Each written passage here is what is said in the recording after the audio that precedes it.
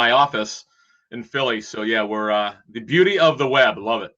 Oh, it's amazing. And so what's your read on this Stephon Diggs thing?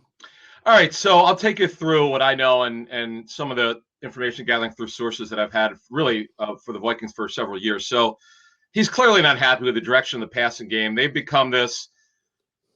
Wow, it's really amazing. They've become this run-based offense, 24.75 attempts per game, the lowest in the National Football League by any quarterback for Kirk Cousins. It's not a secret that Mike Zimmer, Brooks, the head coach, wants a run-based offense. This is not a secret. But the pass attempts are way down significantly, and that's impacted Adam Thielen. And Stephon has shown his displeasure. He was grilled by the media today about why he wasn't at practice yesterday, what's been going on. He was only willing to talk about certain things.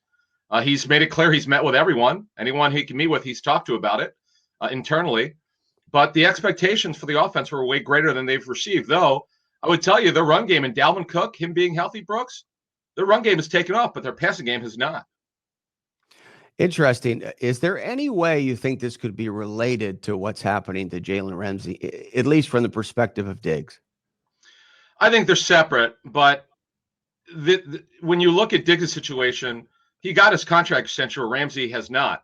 Right. The Jaguars made a decision that they were going to extend Miles Jack's contract, which they did.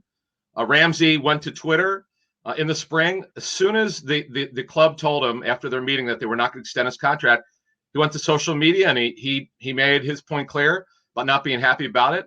When we talk about Ramsey, he went really on a podcast before the season started and talked about the teams he'd like to play for, not the Jaguars. So it's interesting. But getting back to Diggs for a second, according to multiple team sources last year, at the end of the season when the Vikings did make the playoffs, ownership told in a meeting with management and the coaches and other people, they were expecting playoffs this season. So, Brooks, let me ask you this question. If you're Rick Spielman, the general manager, or you're Mike Zimmer, the head coach, are you going to trade your second best receiver, who's pretty good, in Stephon Diggs, and take a step back? You can't imagine. It's a non-starter. So with that in mind, do you think that these so-called rumors involving Diggs possibly being traded are being manufactured by Diggs, perhaps, or his camp? No, I think what's happened here smartly, people have questioned the direction of the offense and why would the Vikings want to keep him when they've become this offense where they simply don't want to throw the football. But I would also tell you that they've only played 4 games. They have a new offensive coordinator in Kevin Stefanski, who had a directive from Zimmer, just like John DeFilippo did, to run the football. And boy, they're running the football and running it very efficiently. But the underreported story here is how poorly the offensive line has performed in pass protection. That's what teams who have played them have told me on tape.